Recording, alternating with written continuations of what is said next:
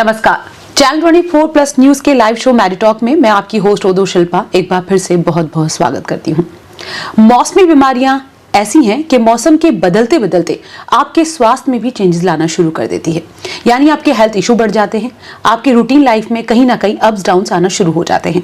लेकिन सबसे ज्यादा प्रभावित जो मौसमी बीमारियां करती हैं वो छोटे बच्चों को करती हैं, यानी 0 से लेकर 18 साल तक के बच्चों को। ये जो बच्चे हैं सबसे ज्यादा परेशान भी होते हैं और इनसे ज्यादा परेशान इनके परिवार के लोग, इनके माता पिता होते हैं, क्योंकि ये बीमारियां जो हैं वो सबसे ज्यादा बच्चों को प्रभावित करती हैं। आज हमारा विषय इन्हीं बच्चों को लेकर है। मौसमी बीमारियां बच्चों को बहुत प्रभावित करती हैं। वो कौन सी बीमारियां हैं जो बच्चों के हेल्थ के साथ इशू लेकर आती है, कैसे इनका बचाव किया जा सकता है, कैसे माता पिता अपने बच्चों की देखभाल कर सकते हैं, इन सब के बारे में बात करने के लिए आज हमारे बीच child and newborn specialist doctor Ajay Harit हैं। सर, आपका हमारे शो में बहुत बहुत स्वागत है। नमस्कार जी। जैसे कि मैंने अपने दर्शकों को बताया कि मौसमी बीमारियां बहुत ज्यादा बच्चों को प्रभावित करती है, तो मैं सबसे पहले ये जानना चाहूंगी कि मौसमी बीमारियों में कौन कौन सी ऐसी बीमारियां हैं जो इस वक्त ज्यादा हम फेस कर रहे हैं। मैम देखिए, जैसे इस वक्त अभी सर्दी का मौसम शुरू हो गया है जी। सुबह और शाम में ठंड ज्यादा है कंपैरेटिव टू डे टाइम जी। तो अभी बच्चों में सबसे ज्यादा जो दिक्कत आ रही है वायरल इन्फेक्शंस, आम भाषा में कहें तो सर्दी, खांसी, जुकाम, बुखार। जी। अभी बच्चे स्कूल जाते हैं, स्कूल में एक बच्चे को वायरल इन्फेक्शन होता है, उससे दूसरे बच्चे में वायरल इन्फेक्शन होता है, उससे तीसरे में होता है। तो this chain is like working, it's not ending. तो अभी घर वाले परेशान होते हैं कि सर अभी बच्चे को खांसी थी, अभी हमने उसको इलाज कराया, with in 15 days 20 days even 10 days में फिर से बीमार हो रहा है, क्योंकि फिर कहीं ना कहीं से वो वायरल इन्फेक्शन ले रहा है। बच्चे खांसी करते रहते हैं तो उससे उनको सोने में परेशानी होती है, खाना पीना कम करते हैं, बच्चे सुस्त लगते हैं, और उनका इतने बच्चे बीमार हो रहे हैं तो उनका स्कूल भी मिस हो रहा है। तो पेरेंट्स का भी सबसे ज्यादा कंसर्न यही होता है कि अभी कफ कोल्ड जो मेन चल रहा है हमें, इससे कैसे उनको प्रिवेंट करें, और अगर हो जाए तो फिर ट्रीटमेंट कैसे करें। तो इसमें मैम प्रिवेंशन के लिए तो मैं सबसे मेन ये कहूंगा कि न्यूट्रिशन का एक बहुत बड़ा पार्ट होता है। हमारा जो भी लाइफस्टाइल हो उसमें न्यूट्रिशन एक मेजर रोल प्ले करता है। अब बच्चों में चूंकि इतना कफ कोल्ड होता है, एक तो बच्चों को आप हाई कैलोरी फूड देके रखे, या जिसे हम अपने यहाँ पे चूरमा चलता है, सोगरा चलता है, ये बहुत अच्छे फूड है इस मौसम के हिसाब से। बच्चों को ड्राई फ्रूट्स देके रखें। आप कह रहे हैं ना सोगरा, और अमूमन बच्चों को आप देखिए कि वो इन चीजों को बहुत ज्यादा अवॉइड करते हैं। मेरा यहाँ पे एक आपसे सवाल है कि जैसे आपने कहा कि मौसम बदल रहा है, तो मैं आपसे एक चीज जानना चाहती हूँ इस बारे में। आपने कहा वायरल डिजीज बहुत ज्यादा है, बच्चों में बहुत ज्यादा फैलती है। स्कूल के बच्चे कुछ तो ऐसे हैं कि स्वेटर लगेज करके जाना चाहते हैं, कुछ बच्चे उस चीज को कैरी करके नहीं जाना चाहते। तो क्या ये जो भी प्रिकॉशंस है मॉर्निंग टाइम में बच्चों के स्कूल जाने के वक्त, ये कहीं सिचुएशन को बढ़ावा देते हैं? मैं देखिए, अभी मॉर्निंग टाइम में तो टेम्परेचर डाउन होता है, तो उस टाइम में तो डेफिनेटली हमको बच्चे को फुली कवर करना होगा।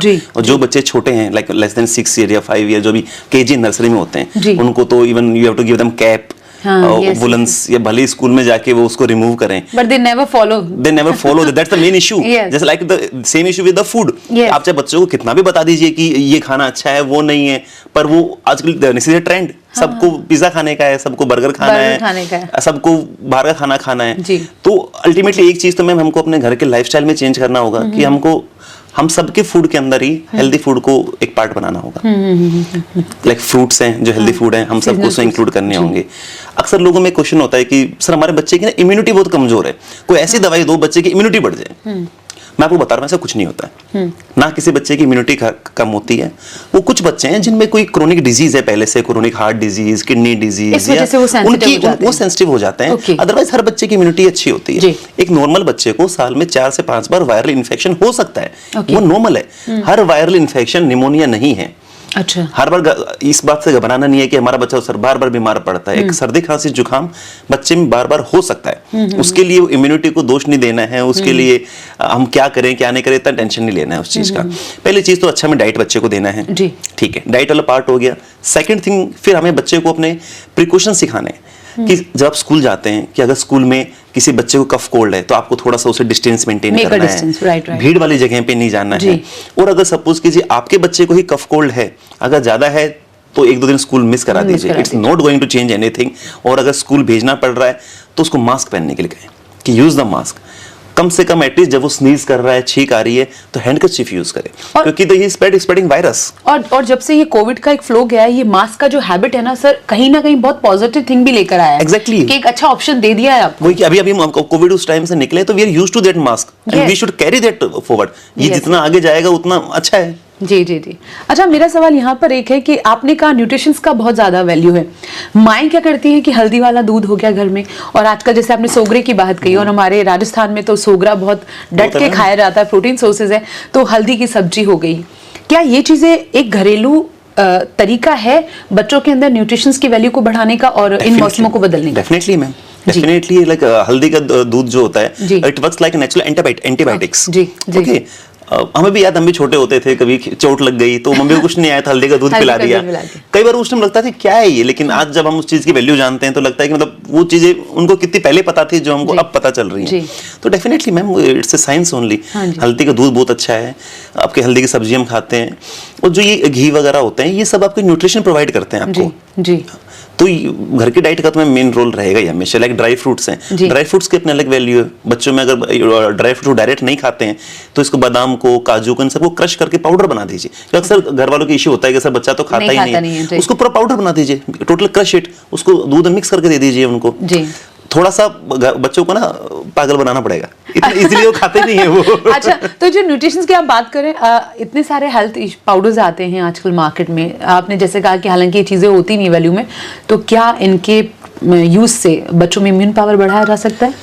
मैं देखिए, जो हेल्थ पाउडर्स है वो सारा उनका है कि जैसे लाइक ओनली प्रोटीन पाउडर जो है वो एक चीज काम की हो सकती है, पर वो भी उनमें जिनको प्रोटीन डेफिशिएंसी है किसी मेडिकल कोज की वजह से, या कुछ बीमारियों में जिनमें प्रोटीन इनटेक बढ़ाना होता है, normally why you are switching to all those things, जब हमारे पास इतना एक हेल्दी ऑप्शंस है, हम फूड से अपना कर सकते हैं। लाइक अगर कोई इंसान अगर नॉनवेज खाता है तो वो एग खा सकता है, जो नहीं खाते हैं वो पनीर खा सकते हैं, छोले, राजमा, इतनी चीजें हैं, दाल वगैरह, जिनसे प्रोटीन से बढ़ सकता है। मतलब आप एक प्रोटीन पाउडर के लिए जाइए, इट इज कॉस्टिंग 800-900 रुपए, उतने में तो आपको पूरा घर का वो हो जाएगा। और natural is always natural. That's very good thing. Okay, जब बच्चे बड़े हैं, 4 साल, 5 साल, 6 साल, तो कभी कभी वो अपने प्रॉब्लम्स को शेयर कर सकते हैं। अगर न्यू बॉर्न बेबी होता है, उसको सर्दी जुकाम होने का क्या डर रहता है, और एक माँ के तौर पर आप उसका ध्यान कैसे रख सकते हैं? मैम, न्यूबॉर्न बेबीज तो इवन मोर प्रोन होते हैं बड़े बच्चों से उसके लिए, क्योंकि जो न्यूबॉर्न बच्चे हैं मैम, उनके एयर वे बहुत ही छोटे होते हैं जी। अगर वो उनको जब कफ कोल्ड होता है तो उनमें नॉर्मल बच्चों से ज्यादा टाइम लगता है उसको ठीक होने में जी। जैसे बड़े बच्चे होते हैं उनको कफ बाहर निकालना आता है थोड़ा बहुत, दे कफ स्पिट आउट कर देते हैं। जो छोटे बच्चे होते हैं उनको कफ निकालना नहीं आता है, तो उनका सारा जो कफ है कभी वोमिटिंग में निकलता है, कभी पोटी के रास्ते से निकलता है। तो नॉर्मली जो बड़े बच्चे अगर 6 से 7 दिन लेते हैं तो न्यूबॉर्न उसको 8 से 10 दिन ले लेते हैं ठीक होने में। ठीक है। दूसरा, एक माँ का बहुत बड़ा क्वेश्चन होता है कि मैं बच्चे को दूध पिलाती हूँ तो मुझसे बच्चे को कोल्ड तो नहीं हो रहा। माँ से बच्चे को कोल्ड नेजल रूट के थ्रू हो सकता है कि अगर माँ को जुकाम है तो माँ अगर छींकती है तो अगर किसी, इसलिए मेरा सब जो भी बेस्ट फीडिंग मदर्स है उनसे रिक्वेस्ट है कि अगर आपको बाय चांस कफ कोल्ड है तो बच्चे को फीड कराते टाइम या आसपास जाते time use mask. That's the only route जिसके थ्रू कफ कोल्ड ट्रेवल हो सकता है। Through mother milk it never transmit. एक कॉल ले लेते हैं। हेलो जी सर।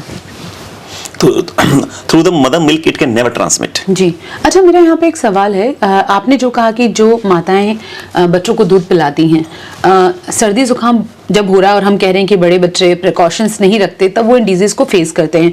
इसी तरह माताएं भी जिन्होंने अभी अभी बच्चों को पैदा किया, नवजात बच्चों को, उनके खाने पीने से भी क्या कोई इफेक्ट बच्चों में आता है? जैसे अगर उन्होंने ऐसी चीज खा ली है जिससे सर्दी जुकाम माँ को हो सकता है, क्या दूध के जरिए बच्चों को भी वो चीज इन्फेक्ट करती है? ऐसा कुछ नहीं, कुछ नहीं होता। माँ के खाने का बिल्कुल भ्रम है। माँ के खाने का बच्चों में कभी कोई असर नहीं होता है। चाहे माँ कुछ भी खाए उसमें मिल्क प्रोडक्शन वैसा ही रहता है। माँ के हल्दी खाने से बच्चे में पीलिया नहीं होता, माँ का आइसक्रीम खाने से बच्चे में जुकाम नहीं होता। क्योंकि ऐसा बहुत सुनने में आता है कि भाई मिर्ची की सब्जी खा ली है तो बच्चे को गैस बन गई करेगा। ऐसा कभी नहीं होता मैम। बच्चे में जो गैस कोलिक बनता है उसका अलग ही रीजन है, वो उसकी इंडाइजेशन की वजह से होता है। नॉर्मली बच्चे को दूध पिलाने के बाद बर्पिंग कराना होता है कि बच्चों में गैस बनता है तो कंधे पे लगा के डकार दिलानी होती है उसकी, उन वजह से गैस बनता है। अक्सर ये बहुत कॉमन होता है कि बेबी हुआ, मदर को ये नहीं खाना वो नहीं खाना, उसको 4 मंथ्स 5 मंथ्स इतना फूड रेस्ट्रिक्शंस में रखा जाता है। वो वैसे उसको आप हेल्दी डाइट दीजिए, green vegetables, fruits, give her healthy diet. उनके खाने से बच्चे में कभी गैस नहीं बनता, कभी जुकाम नहीं होता, कभी पीलिया नहीं होता। जी। मेरा सवाल एक और है कि जैसे सीजन अब बदल रहा है, सर्दी की तरफ हम लोग आ रहे हैं, बच्चों को एलर्जी भी बहुत रहती है, किसी चीज से भी एलर्जी हो सकती है, फिर वो कैसे जस्टिफाई होगा कि इसे मौसम बदलने की वजह से कोई इशू हो रहा है या फिर इसकी जो एलर्जी की प्रॉब्लम है वो?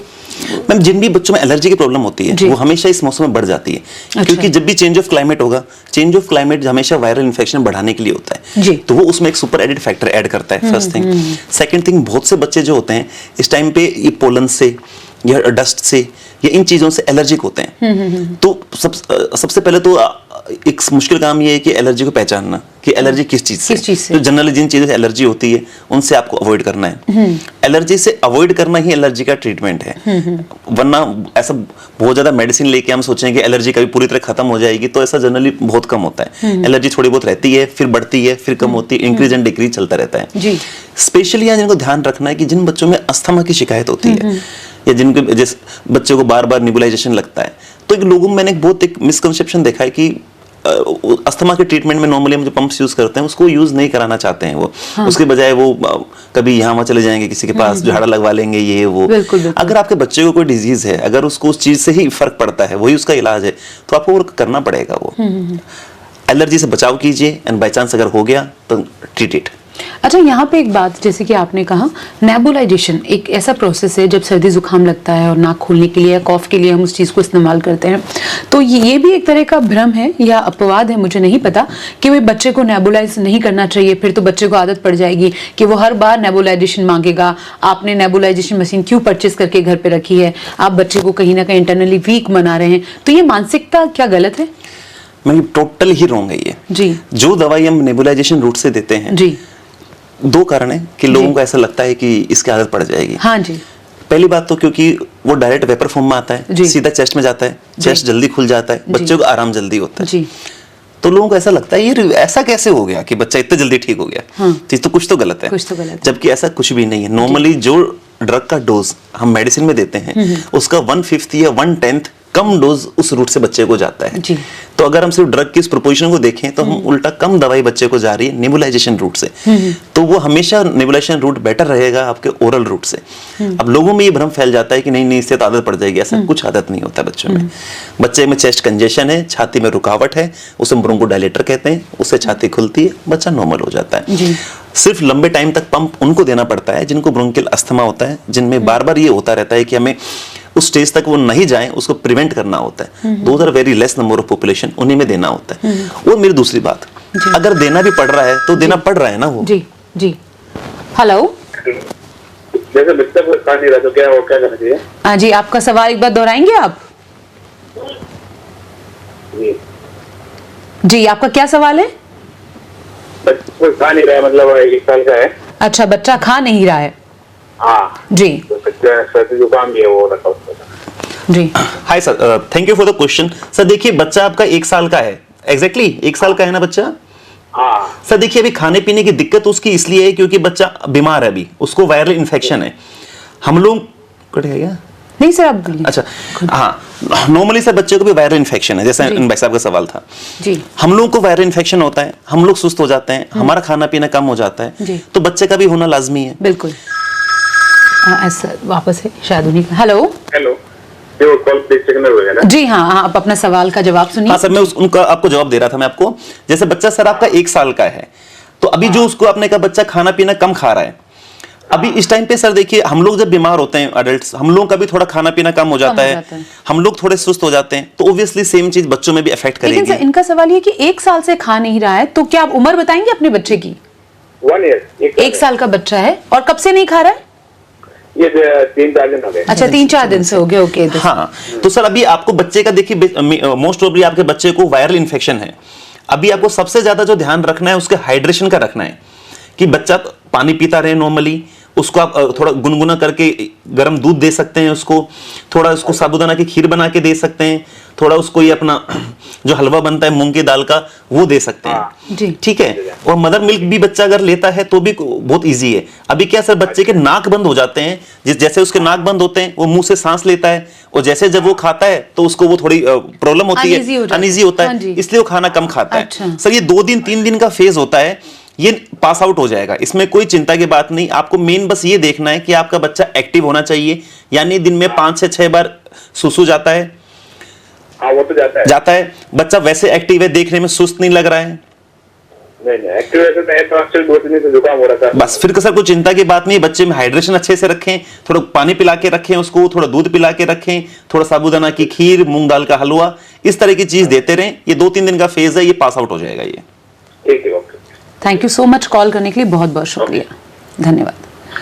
सर एक बात मुझे यहाँ पे जाननी है आपसे, घरेलू उपचार के कोई तरीके, जैसे आप ये कह रहे हैं बच्चा अनईजी है, दवाइयों की बात तो हम करते हैं कि दवाइयों की जरूरत होती है, लेकिन घरेलू कोई तरीके हैं? जैसे पहले हम जब छोटे हुआ करते थे विक्स का यूज बहुत ज्यादा किया करते थे। हाँ जी, तो अब वही मैं कह रही, लेकिन अब उसमें काफी कुछ चेंजेस आ गए हैं, तो ऐसी कुछ और चीजें हैं जिनसे हम बच्चे को रिलीफ कर सकते हैं घर पर भी?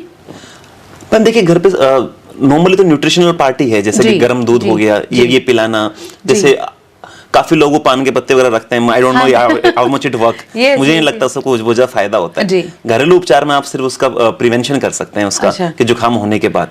और अगर जुकाम है तो सबसे सिंपल, बच्चों में एक नेजल सलाइन ड्रॉप आता है, तो सिर्फ नमक का पानी है, वो कोई दवाई भी नहीं है उसके अंदर।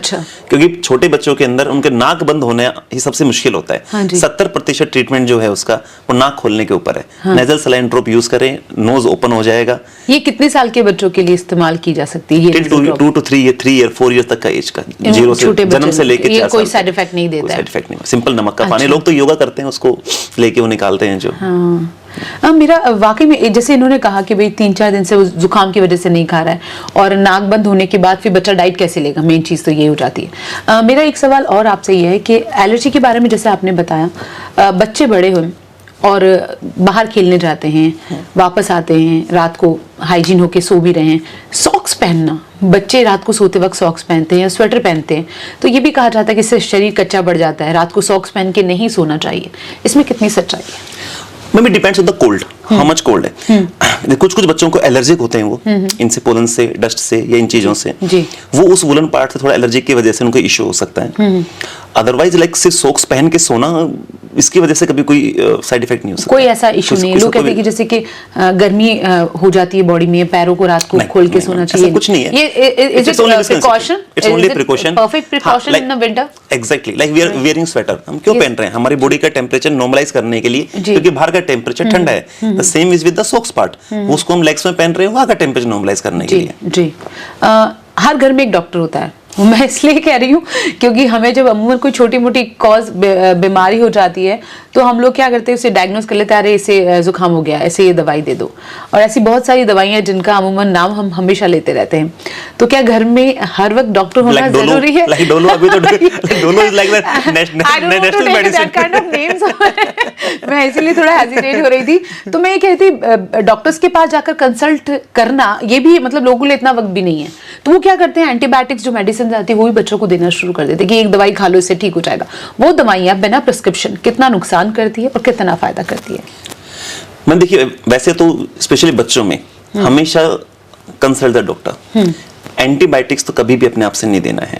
Antibiotics is only for the bacterial infection. बच्चों में 80% तो उनमें वायरल इन्फेक्शन हो रहा है, तो हम क्यों उनको एंटीबायोटिक दे के उनकी इम्यूनिटी डाउन कर रहे हैं, उनका नॉर्मल बैक्टीरियल फ्लोरा खराब कर रहे हैं उनका। ये आप बहुत अच्छी बात करें, यानी इससे इम्यून पावर कम हो सकता है अगर आप एंटीबायोटिक मेडिसिन बच्चों को देते हैं। बहुत ज्यादा अगर हम एंटीबायोटिक्स दे रहे हैं विदाउट ए रीजन, तो डेफिनेटली हम उनकी इम्यूनिटी पे फर्क डाल रहे हैं, उनकी इम्यूनिटी खराब होगी। जितनी बार हम एंटीबायोटिक देते हैं, बच्चे का जो बैक्टीरियल फ्लोरा है, जो पेट की उसके नॉर्मल माइक्रो ऑर्गेनिज्म से वो चेंज होते हैं, उसके माइक्रो फ्लोरा।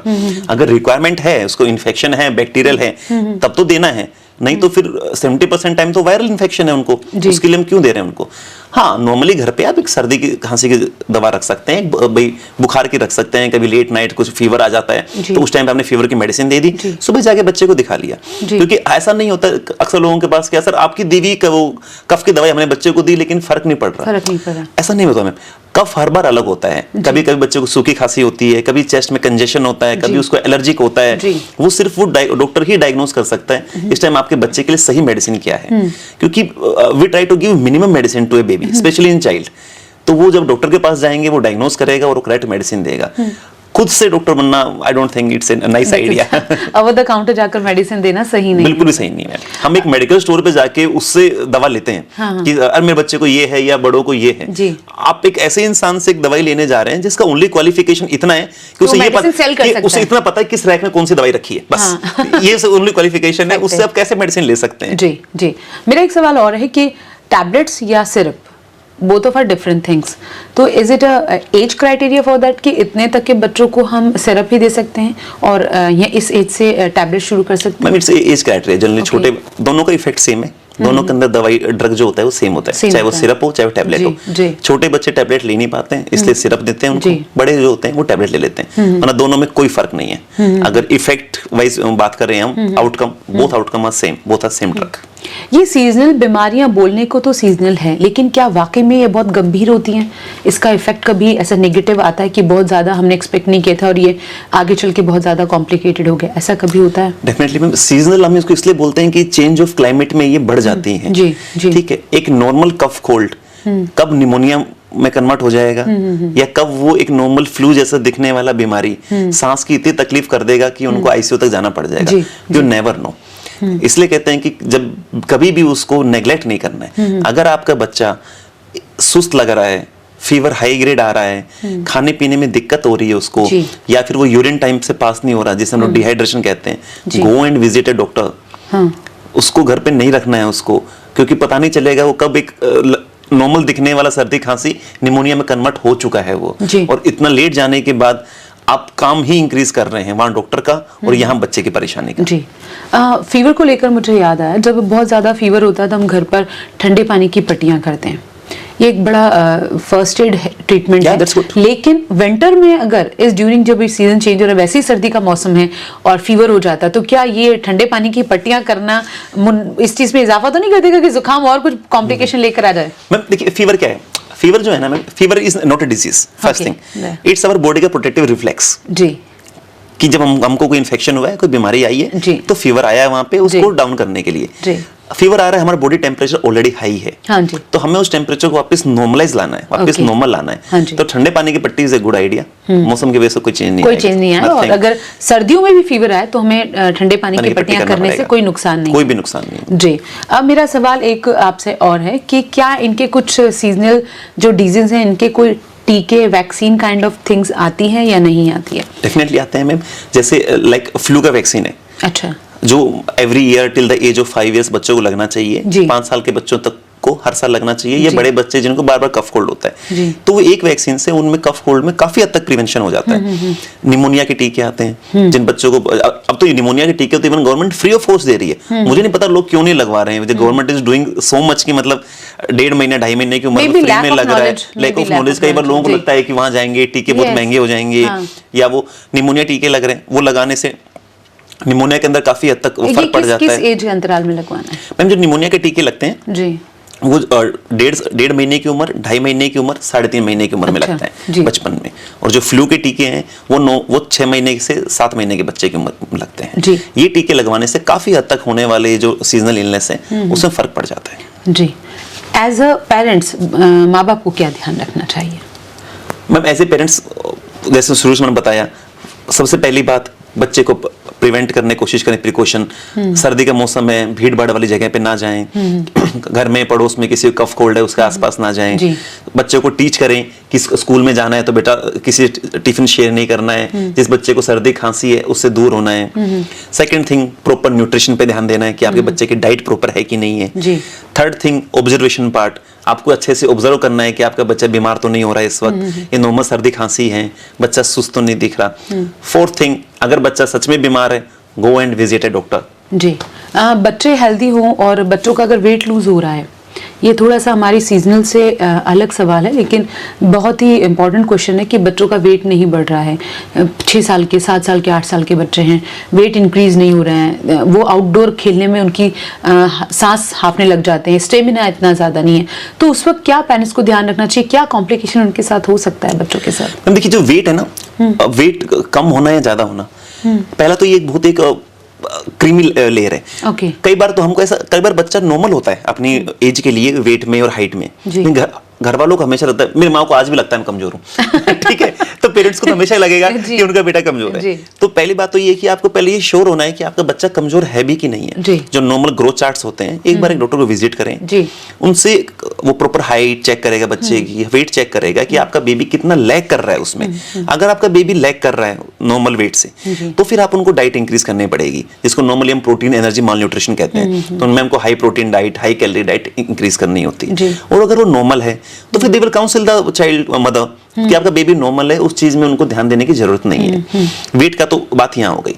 सेकंड जो आपको क्वेश्चन था कि बच्चा खेलते हुए जो अगर हाफता है, तो मैम देखिए नॉर्मली अगर बच्चा खेलते हुए या इवन थोड़ा सा भागते हुए हाफता है जी, तो हो सकता है कि आपके बच्चे को कोई कार्डियक इश्यू हो। अच्छा। खास तौर पे ये बात देखनी है आपको कि बच्चे को कभी नीला तो नहीं पड़ता है, कभी बच्चा खेलते हुए बहुत ज्यादा हांफता है या थोड़ा भी चलता है, डॉक्टर साहब थोड़ा सा भी चलता है तो ये तो थक जाता है तो बैठ जाता है, तो बच्चे को कार्डियक डिजीज हो सकती है, वो आपको रूल आउट करानी है एक प्रॉपर डॉक्टर को दिखा के। बच्चे को कोई चेस्ट की प्रॉब्लम हो सकती है जैसे अस्थमा या उस समय का कोई सीजनल इलनेस, वोल्ड्री वगैरह, वो आपको रूल आउट करनी है।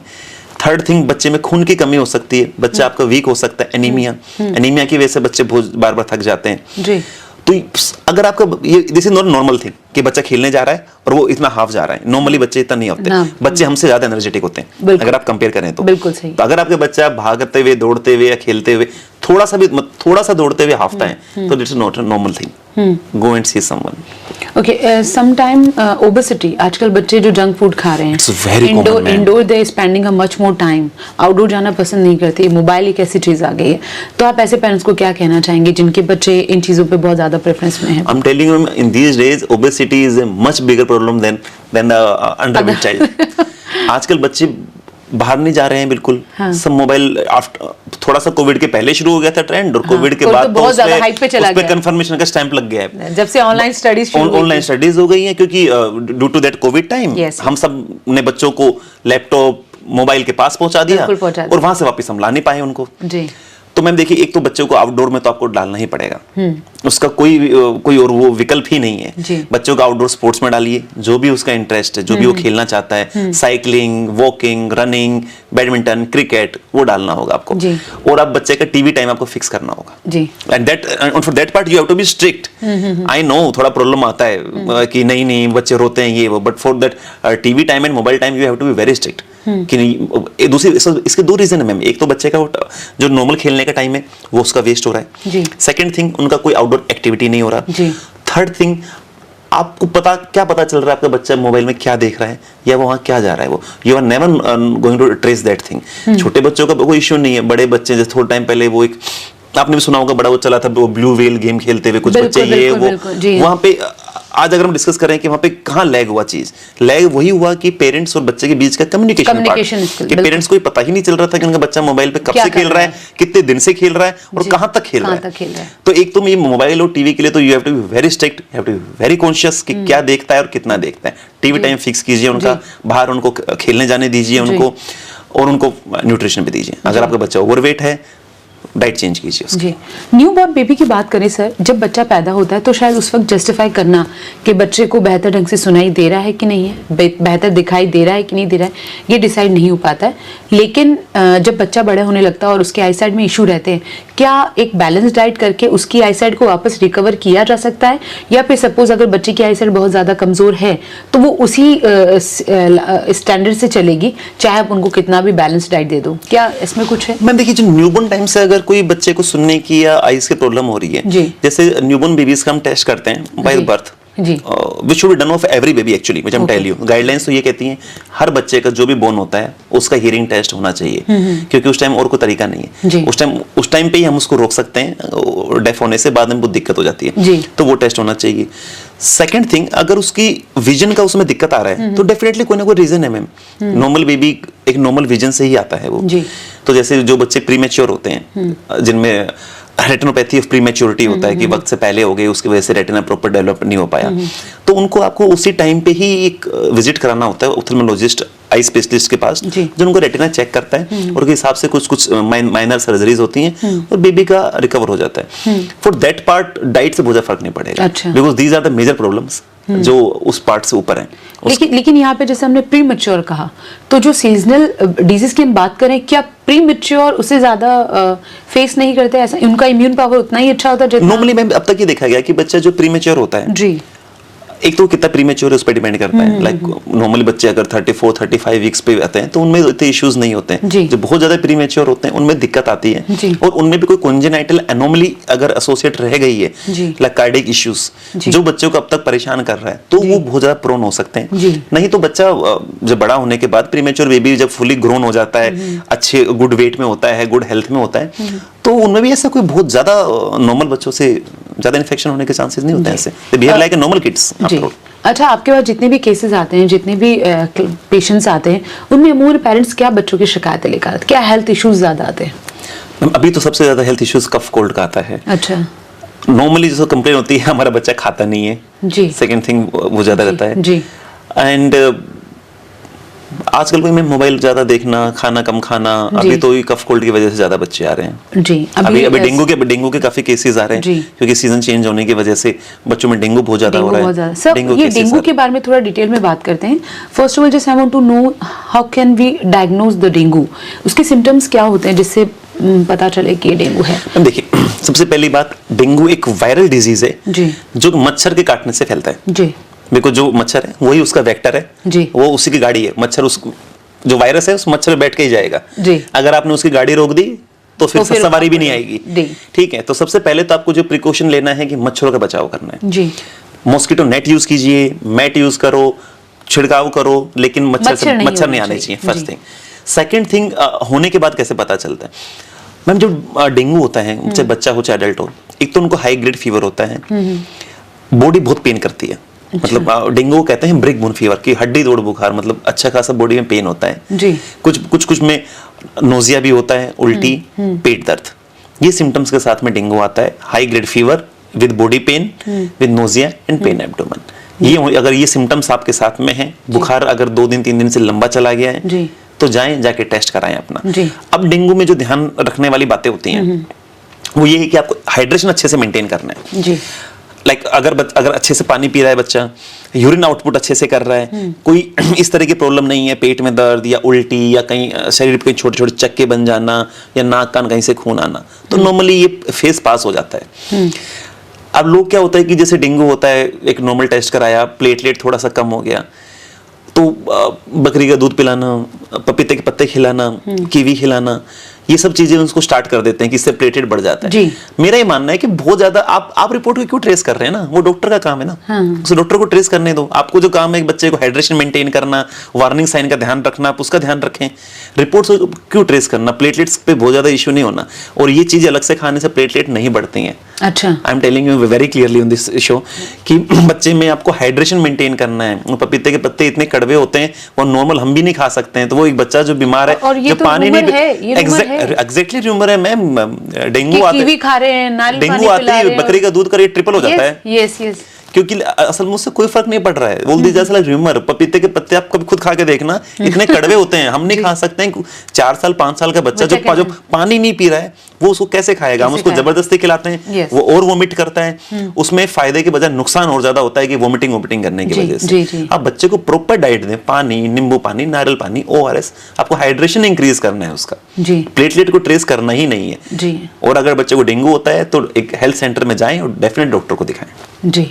प्लेटलेट्स डाउन होने के बाद अगर ट्रीटमेंट भी चलता है तो बच्चा कितने दिन में रिकवर हो जाता है? मैम देखिए, डेंगू जो होता है ना, इट कैन वेरी। कुछ लोगों में तो इतना अनकॉम्प्लिकेटेड जाता है कि थोड़ा सा बुखार आया, वायरल जैसा थोड़ा बॉडी पेन हुआ, अपने आप जैसा हमने बताया कि टैबलेट ले ली उन्होंने, वो पता भी नहीं चला और डेंगू रिकवर हो गया। कुछ लोगों में ये हल्का सा जाके थोड़ा फीवर हुआ, 1 आध दिन एडमिट हुए, फ्लूइड लगाओ, ठीक हो गए। कुछ में ये बहुत कॉम्प्लिकेटेड भी हो जाता है कि जिनमें बोझा पेट में पानी जमा होना, छाती में जमा होना, लाइक कहीं से ब्लीडिंग स्टार्ट हो जाना नाक कान से या कहीं से। अच्छा, तो इट कैन वेरी मैम। लेकिन अगर नॉर्मल आप पूछें तो नॉर्मली ये 5 to 6 डेज का कोर्स होता है। शुरू में फीवर आता है, फिर थोड़ा फीवर आना कम हो जाता है, थोड़ा पेट दर्द रहता है, और ये 5 से 6 दिन में रिकवर हो जाता है टोटली। 70% लोगों में अनकॉम्प्लिकेटेड कोर्स में निकल जाता है। अब डेंगू का मच्छर एक डर तो है ही, तो जो बच्चे बाहर खेलने जाते हैं उनको क्या प्रिकॉशन रखना चाहिए? मैम, इस टाइम बच्चे खेलने जाते हैं, एक तो फुल स्लीव्स के क्लॉथ पहन के जाएं जी। नॉर्मली जैसे शॉर्ट्स पहन जाते हैं, वो पहन जाते हैं तो मच्छर काटने के चांसेस ज्यादा रहता है, वो पहन के जाएं। मेनली अभी जो घास गार्डन वगैरह या इस तरह के प्लेस होते हैं जहाँ पे मच्छर होने के चांसेस ज्यादा हैं, उनको अवॉइड करना है, उन जगह पे जाना। घर आने के बाद अच्छे से हैंड वॉश, हाथ पाँव अच्छे से साफ करने हैं ताकि वो क्लीन हो जाए जी। और अगर बाई चांस उसके बाद भी हो रहा है, फीवर आ रहा है, तो गो एंड चेक इट जी। खांसी की बात करते हैं, खांसी की भी क्या बहुत सारी टाइप्स होती हैं, ऐसा कुछ? मैम खांसी का टाइप्स होता है क्योंकि कुछ बच्चों में अपर रेस्पिरेटरी इन्फेक्शन होता है, कुछ में लोअर रेस्पिरेटरी इन्फेक्शन होता है, दोनों में कफ का पैटर्न चेंज हो जाता है उसके अंदर। नॉर्मली बच्चों में लेकिन वायरल कफ होता है, वो ज्यादा रहता है उनमें जी। और उसके प्रिकॉशंस मेडिसिन ही हैं? नहीं ma'am, medicine is never precaution, it's always a treatment. Okay, ये पहले डॉक्टर हैं हमारे जो ये गुरु मंत्र हमें दे रहे हैं। मेडिसिन हमेशा ट्रीटमेंट होता है, कोई प्रिकॉशन नहीं होता है जी। प्रिकॉशन में मैम देखिए, जैसे अभी बच्चे को ना थोड़ा गुनगुना पानी पीने की आदत डालें, ठीक है। बच्चे में इन्फेक्शन आने से रोकना है तो जो से मैंने बताया कि भीड़ भाड़ जगह पे नहीं जाना है, अच्छी हेल्दी डाइट लेनी है, वो सब चीजें हैं। नॉर्मली घर में जैसे थोड़ा बहुत कफ होता है तो बहुत ही अच्छा सा है, मतलब जिंजर जो अदरक होता है, अदरक का रस निकाल के उसमें हनी मिक्स करके बच्चे को दे सकते हैं, ये बहुत अच्छे से ऐड करता है बच्चों में, उसको यूज कर सकते हैं जी। अब आप छोटे छोटे शब्दों में हमारे जितने भी 24 न्यूज़ के दर्शक हैं जो माता पिता के रूप में हैं, अपने बच्चों का बहुत ध्यान रखना चाहते हैं और इन सीजनल बीमारियों से थोड़ा डर जाते हैं देख के, उनके लिए कोई मैसेज देना चाहेंगे कि वो आने वाले इस बदलते मौसम में कैसे अपने बच्चों की देखभाल कर सकते हैं?